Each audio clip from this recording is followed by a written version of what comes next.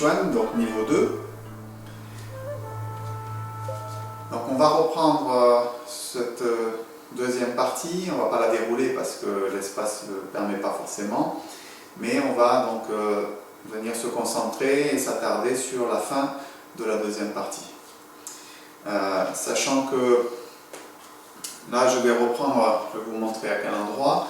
On avait le coup de poing bas et long, puis on se retourne pour faire la série de coups de poing, c'est une répétition. Donc on va reprendre à partir de la préparation du coup de pied. Normalement il y a ici le coup de pied droit, ici qui se fait dans la direction latérale, pour étudier ensemble frapper le tigre à gauche et à droite. Donc c'est peut-être pas très facile pour les orientations, hein, donc je vous montrerai déjà dans un premier temps dans votre direction, puisque normalement la forme on la démarre dans votre sens, vous la démarrez comme ça, et ce mouvement là va se trouver dans cette direction là, d'accord, donc avec votre coup de pied droit qui se fait par là. Donc le premier frapper le tigre ici va se faire dans cette direction. Donc bien sûr, c'est pas très pratique pour vous de voir mes bras, donc je suis obligé de changer un petit peu. Donc je vais vous donner les éléments techniques un petit peu plus précis pour que vous compreniez peut-être encore un peu mieux ce mouvement. À partir de ce qu'il faut comprendre, c'est quand vous êtes, donc le sens dans lequel vous pratiquez, ça n'a pas trop d'importance pour l'instant. Mettez-vous le plus confortable pour pouvoir voir l'écran et en même temps exécuter le mouvement, ce qui n'est pas toujours évident. Donc à partir du coup de talon qu'on a donné, qu'on vient de donner, ici, je rappelle, on pose le pied parallèle à l'autre pied et sur la même ligne, c'est-à-dire si je prends la ligne de mon talon ici, hein, vous avez posé le pied sur la ligne de votre talon, hein, donc on dit la ligne centrale en fait, hein, donc c'est sur la ligne centrale de l'axe central dans lequel vous vous déplacez, hein, donc là ici pour moi la direction de déplacement c'est vers là-bas, donc mon pied se pose dans la ligne de ma direction de déplacement et mon pied se pose parallèle, de manière à ce que ensuite, quand je transfère le poids du corps sur la jambe avant, je vais refermer le bras gauche pour aller déposer le pied gauche. Il y a une coordination importante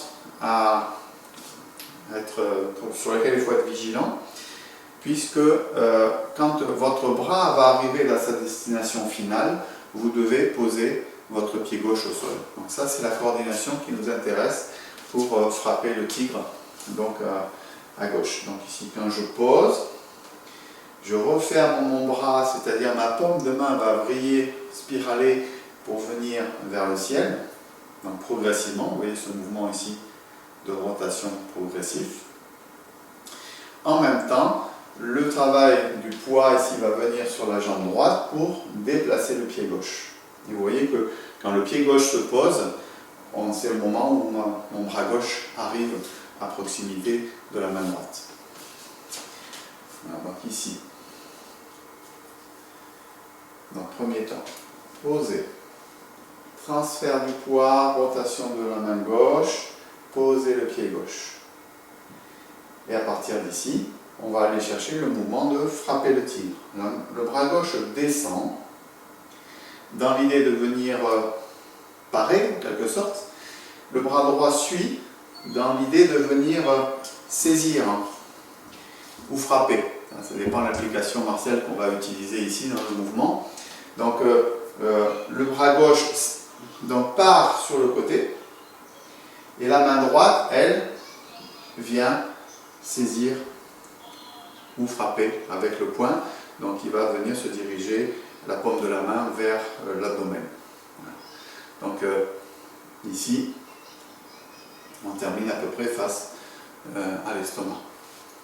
Donc, parer vers le bas, le bras droit suit, et ensuite, par contre, on va aller chercher un mouvement circulaire pour aller faire la frappe.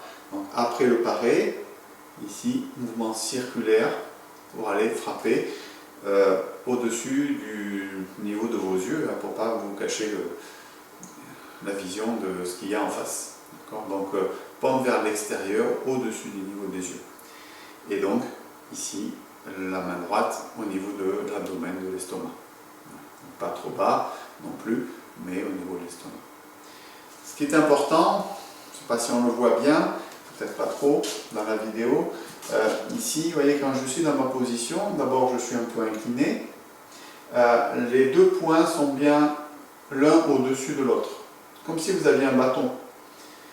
D'accord? Donc si je prends effectivement un bâton, vous voyez l'idée ici de mon mouvement. Donc j'enlève le bâton, je dois avoir encore cet alignement entre les deux mains. Donc, le bâton qui est tenu bien sûr verticalement. Donc les deux points l'un au-dessus de l'autre et vérifiez bien la hauteur. Donc au-dessus des yeux, au niveau de l'estomac pour le point qui est en bas. Le corps, vous le remarquez ici, vous voyez là par exemple je suis trop droit. Il faut que j'incline un peu mon corps, légèrement. J'incline à partir ici de la taille pour que le dos soit à peu près aligné avec la ligne de ma jambe arrière. Vous voyez cette ligne de la jambe ici et la ligne de mon dos ici. Voilà. Donc ça peut dépendre aussi de votre pas. Si votre pas est plus petit, il y a moins besoin de s'incliner. Vous voyez, donc là j'ai à peu près la ligne, mon pas est plus petit. Si j'agrandis mon pas, c'est clair qu'il faut que je sois un peu plus incliné. Donc bien sûr, il vous faut l'adapter en fonction de la taille de vos pas. Alors certes, on essaye avec l'expérience, dans la pratique, d'agrandir un peu les pas, c'est une bonne chose. Mais c'est pas toujours... il faut voir quand est-ce que c'est le bon moment d'agrandir les pas pour vous-même. C'est-à-dire s'il y a des difficultés particulières pour soulever les pieds, parce que vous avez fait des grands pas, pour vous arracher le pied arrière par exemple.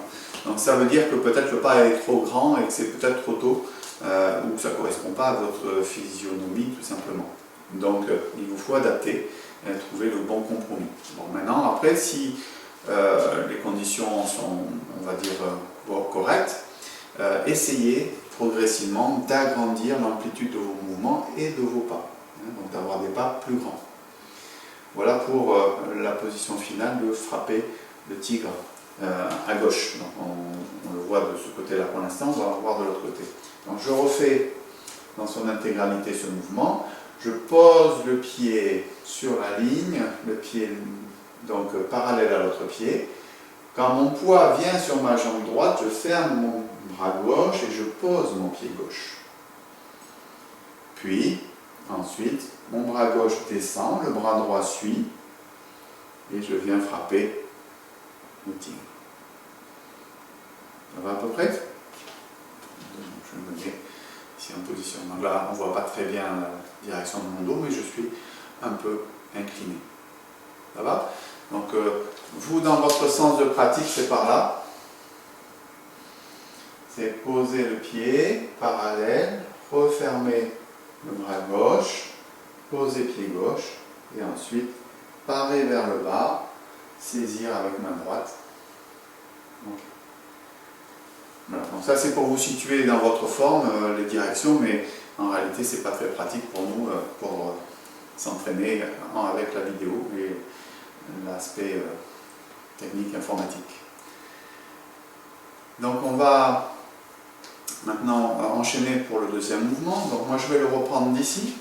Je pense que vous verrez mieux mes positions. À partir du premier frapper le tigre, on fait une rotation ici pour changer de direction, puisqu'on était, donc admettons que ce soit dirigé vers le sud, on va aller de l'autre côté, vers le nord. Donc, dans votre direction de pratique, normalement on était au nord et on va aller vers le sud. Voilà. Donc là, à ce moment-là, vous allez me tourner le dos, c'est pas très pratique. Donc je change de direction pour l'explication.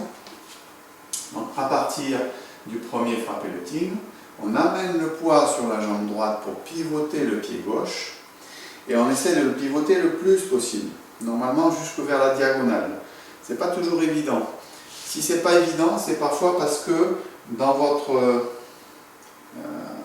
rotation, votre poids n'est pas très clair. Si vous n'amenez pas suffisamment le poids sur votre jambe droite, ça sera compliqué de fermer le pied gauche correctement. Donc pensez bien que vous devez avoir le poids du corps bien sur la jambe droite pour fermer le pied gauche. Qu'est-ce qui se passe au niveau des bras? Les bras et le corps suivent, tout simplement. Je vais tourner le corps dans la direction diagonale. Et quand je vais ramener le poids du corps sur la jambe arrière, à ce moment-là, mon bras qui est en haut va descendre et mon bras qui est en bas va monter assez légèrement de manière à retrouver une posture ici de préparation, de transition en quelque sorte.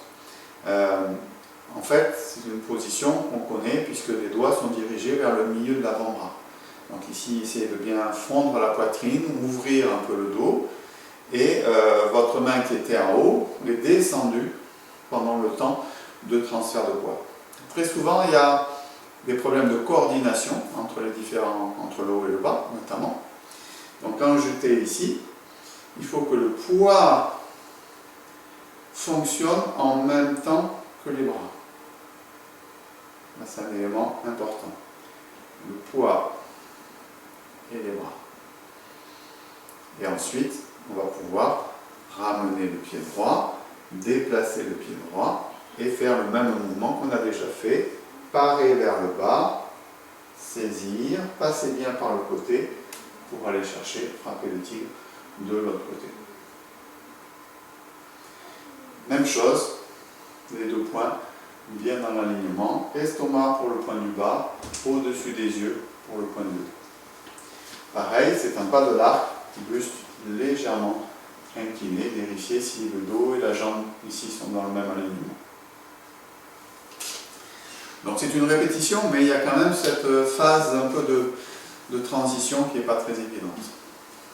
Encore une fois, on est dans frapper le tigre d'un côté, transfert du poids sur la jambe droite, fermez bien le pied arrière.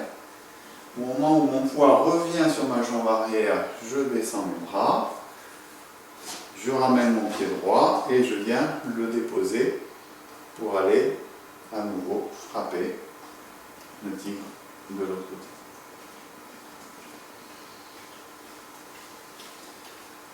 Voilà ce mouvement un peu détaillé sur frapper le tigre à gauche et à droite. Maintenant, on va faire la phase de sortie, comment on sort de ce mouvement pour aller enchaîner un nouveau coup de pied.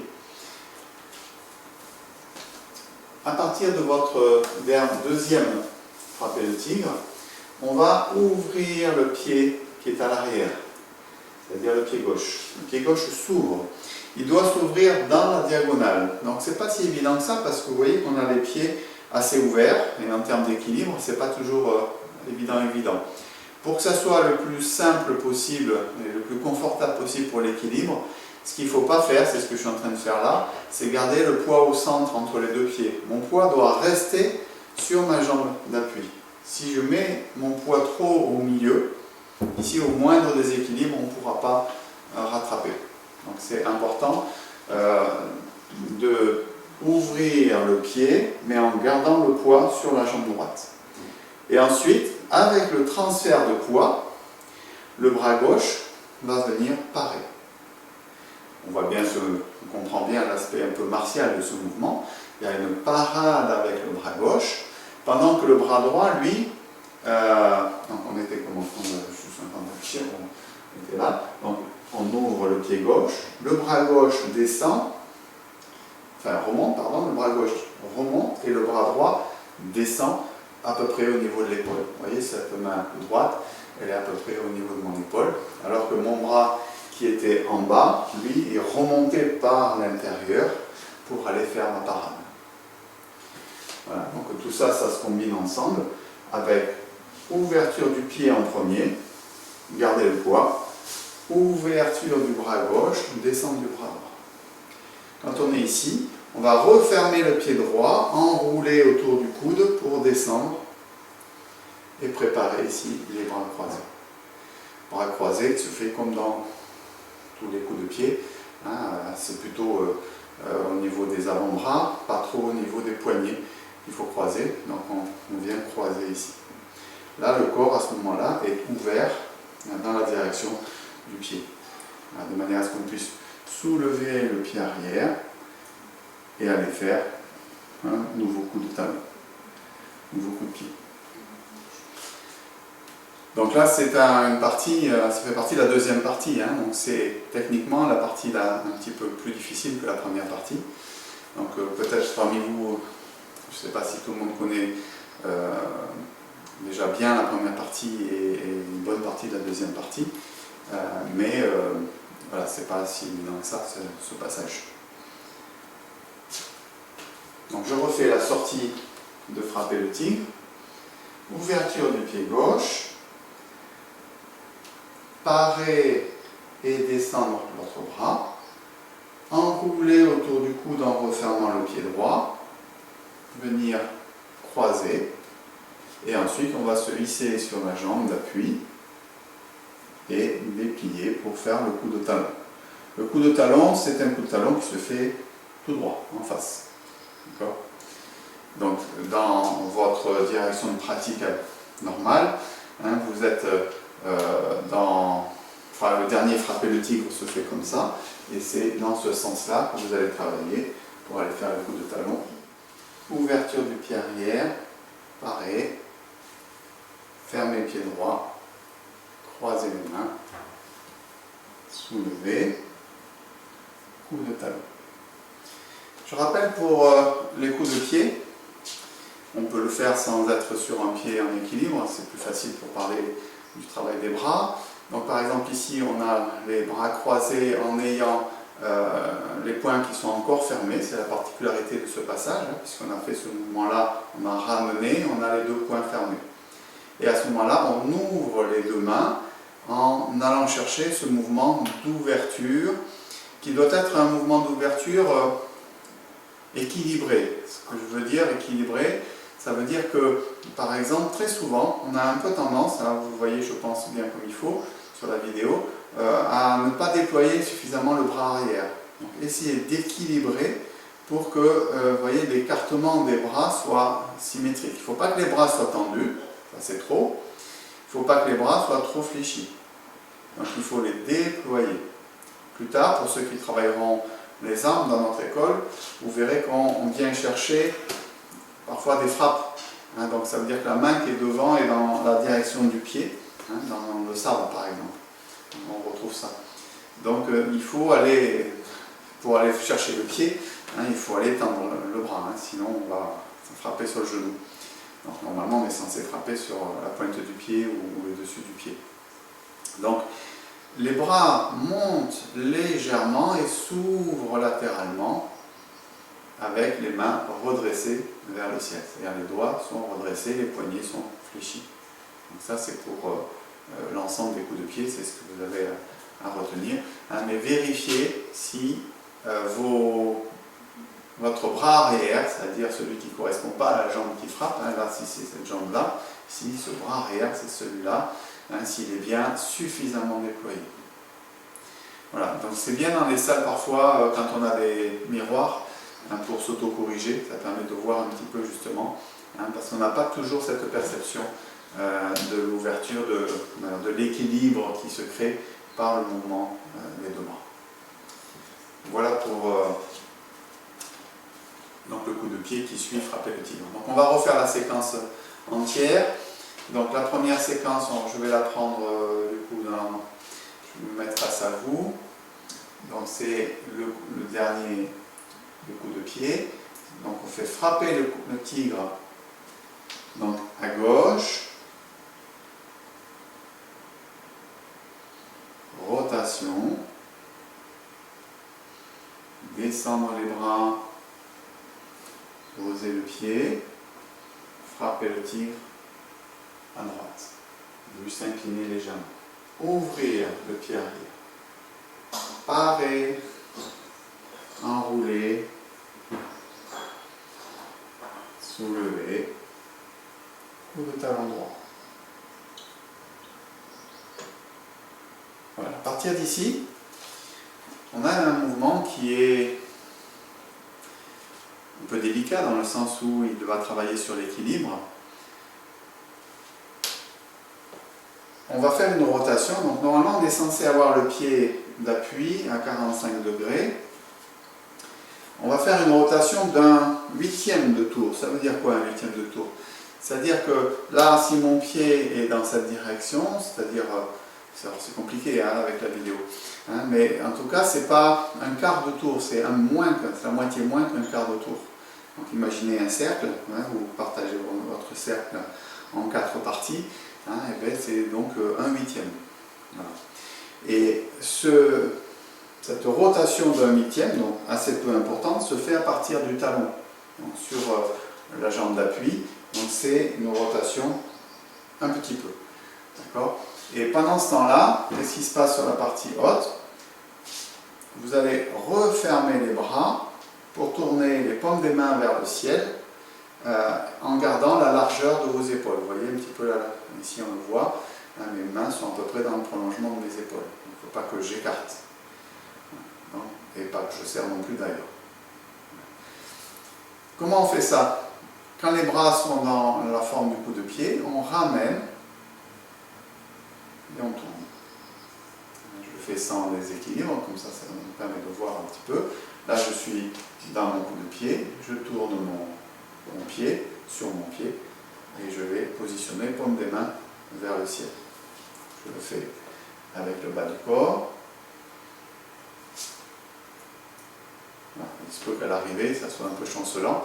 Là, ça se travaille, il faut le pratiquer. C'est pas un problème. Enfin, c'est pas un problème. C'est un problème, mais il faut le pratiquer.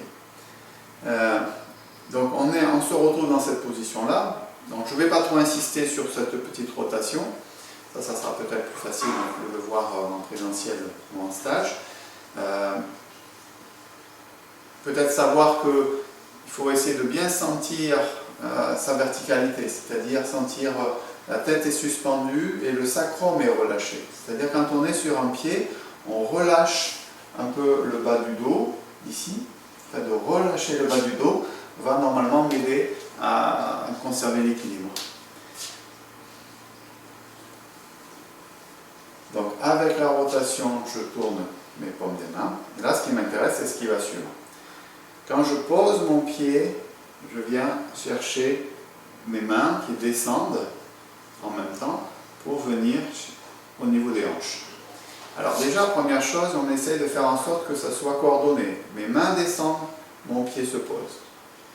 Ça, c'est la première chose. Vous voyez, des fois, il se passe ça, le pied se pose, parce qu'il y a urgence, et après, les mains font leur travail.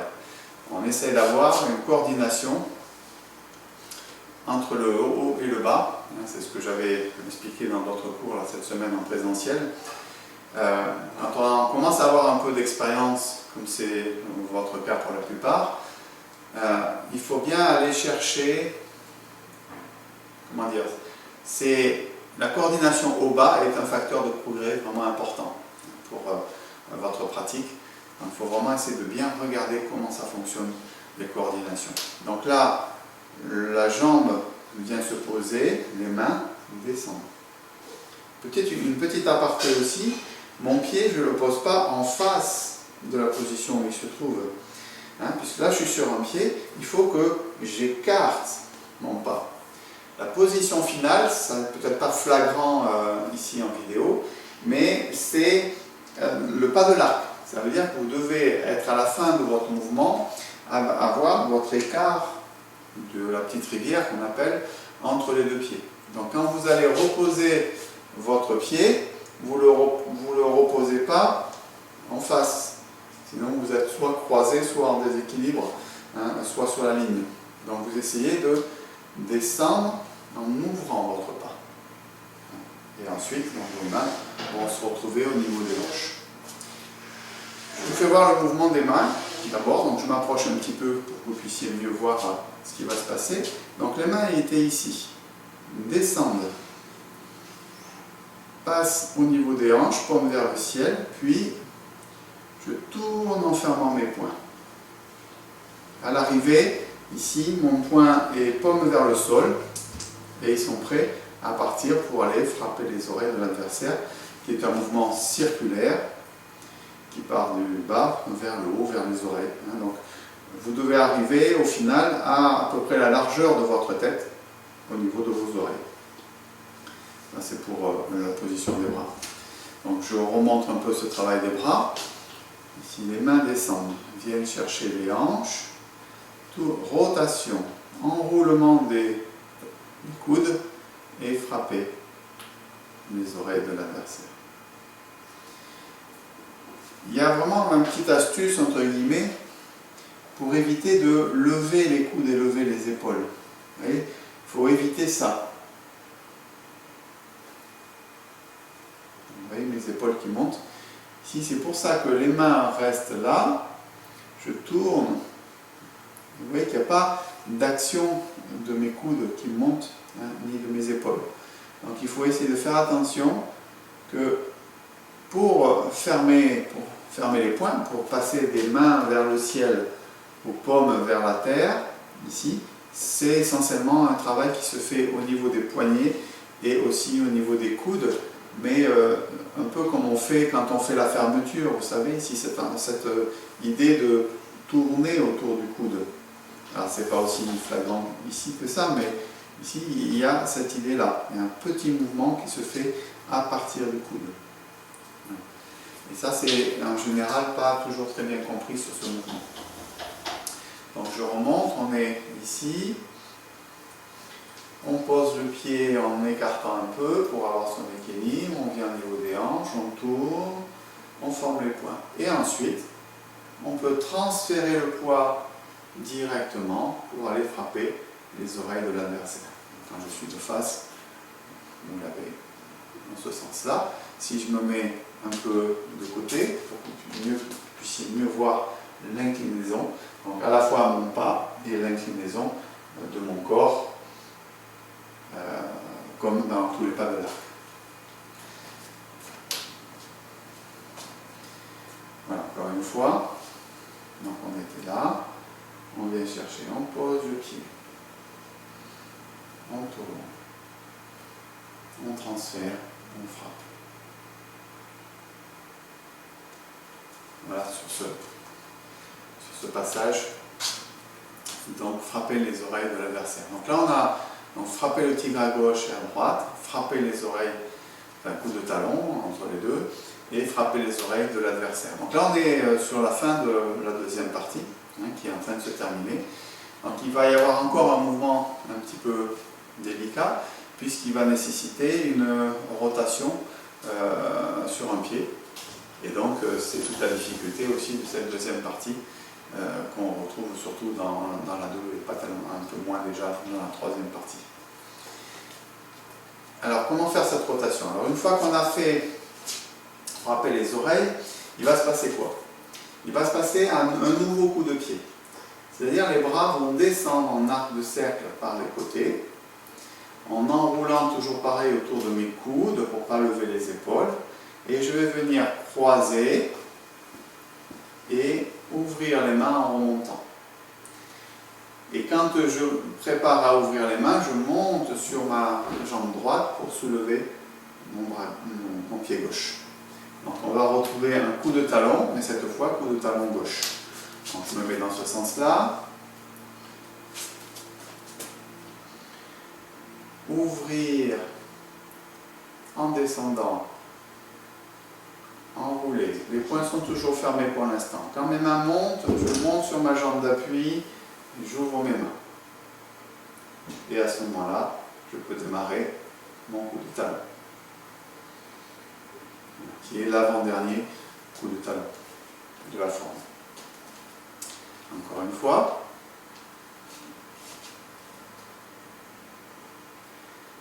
Ouvrir, descendre.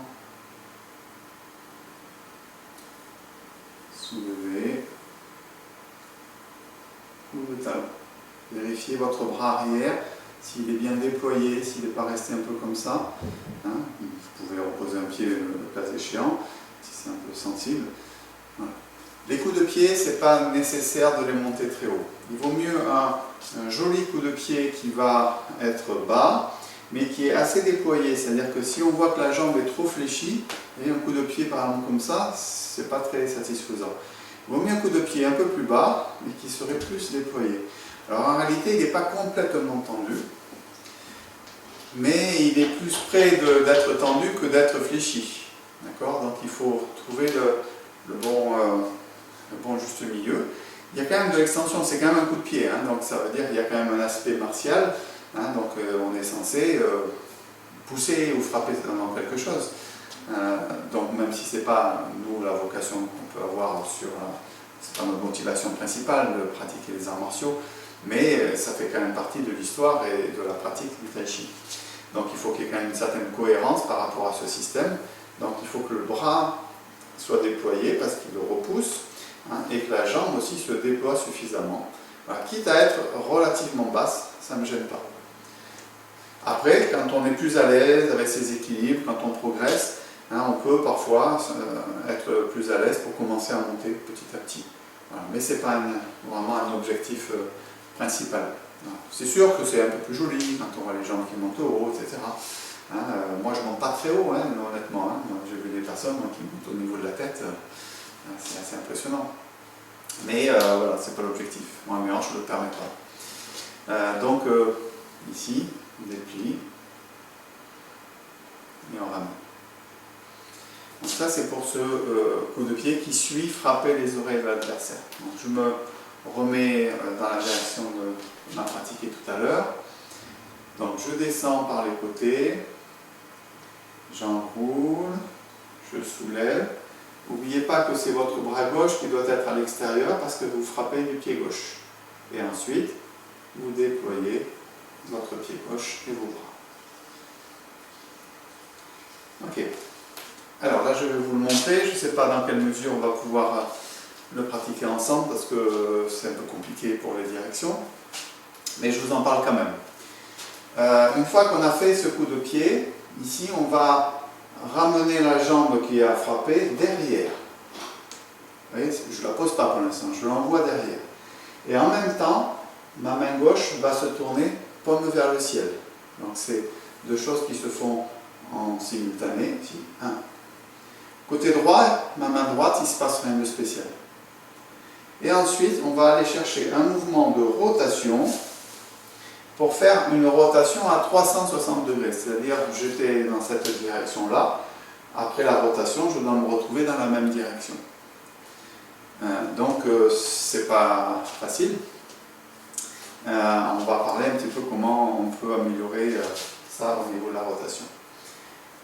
Donc, j'étais sur mon coup de talon. Donc, je viens de finir mon coup de talon. Quand j'envoie ma jambe à l'arrière, je tourne ma main gauche vers le ciel et je vais envoyer dans un cercle suffisamment grand. D'accord ? Si vous envoyez, faites un cercle qui est tout petit proche de l'autre jambe, vous allez avoir des difficultés pour arriver à tourner. C'est un peu comme votre pied d'appui, c'est un peu comme la pointe de votre compas. Et pour que vous puissiez tourner facilement, il faut que le cercle soit suffisamment grand. Donc il y a bien sûr les bras qui vont vous aider pour l'équilibre, hein, ou participer en tout cas, donc c'est pour ça qu'il ne faut pas les resserrer vers le corps. Et vous allez pivoter sur quelle partie du pied, c'est important, sur la balle du pied, sur la plante du pied, d'accord, c'est-à-dire la partie plutôt avant du pied.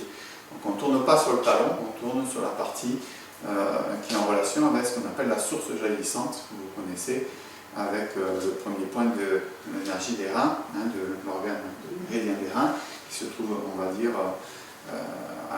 sur le premier tiers avant du pied. Donc c'est sur cette balle de pied, plante de pied, je ne sais pas si c'est juste tout à fait de dire balle de pied, ça ne veut pas dire grand chose, mais c'est par convention pour essayer de localiser.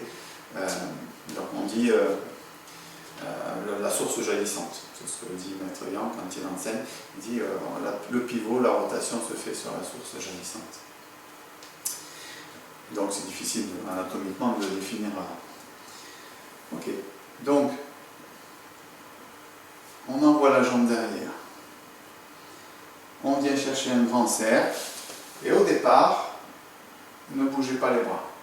Essayez de garder cette ouverture de bras pour travailler. Donc il faut le répéter, il faut le routiner régulièrement pour s'entraîner. Voilà, au début, voilà, ça tombe, ça va pas très, c'est pas très stable à l'arrivée. Ce qu'il convient pour tourner, enfin pour poser le pied, c'est aussi de ne pas faire un cercle. Alors c'est vrai que le cercle est un peu grand au départ, pour vous permettre de faire la rotation, mais ça fait un peu comme une spirale, c'est-à-dire que le cercle il va rentrer légèrement. Ce que je veux dire, c'est qu'il ne faut pas déposer votre pied trop loin à la fin du mouvement. Donc si vous le posez trop loin de votre centre, vous allez perdre l'équilibre. Donc finalement, cette spirale est assez grande au départ, puis elle se rétrécit pour aller se reposer assez proche de l'autre pied. Et ce qui est important, c'est qu'on essaye de poser le pied dans la direction 45 degrés qui va me permettre de faire un nouveau coup de pied et d'être stable. Donc si vous tournez trop le pied, vous risquez d'avoir un problème d'équilibre. Si vous ne le tournez pas assez, c'est pareil. Donc c'est vraiment ce compromis qu'il faut trouver sur à la fois la distance où se pose le pied et en même temps l'orientation de la direction de la pointe du pied. Voilà, donc ça, bon, encore une fois, c'était pas très facile d'aborder ce sujet-là dans ces conditions-là, mais bon, ça vous permet aussi quand même d'avoir au moins en théorie un petit peu quelques directions de travail pour essayer de perfectionner notamment vos équilibres. Voilà. Donc on était là, on envoie, rotation. Ensuite, le bras droit va descendre et on va pouvoir retrouver quelque chose qu'on connaît déjà pour aller faire le dernier coup de pied de l'enchaînement.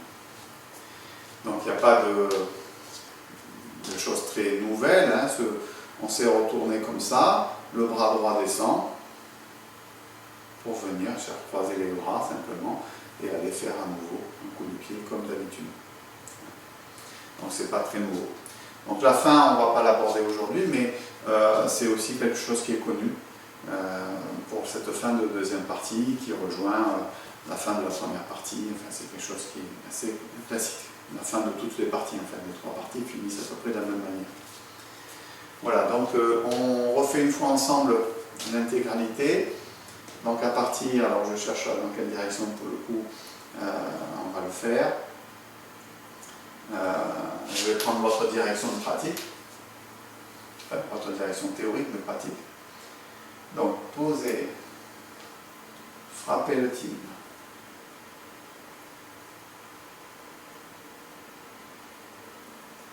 Fermeture. Descendre les bras. Frappez le tibre. Deuxième. Ouvrir le pied arrière.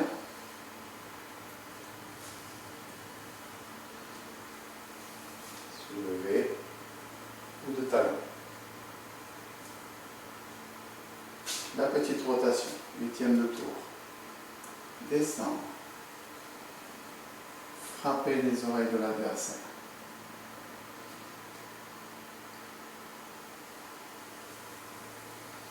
Coup de talon gauche.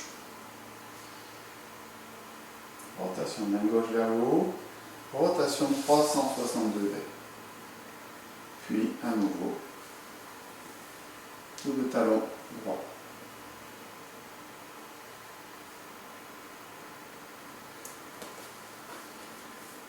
Voilà, j'en reste là pour aujourd'hui.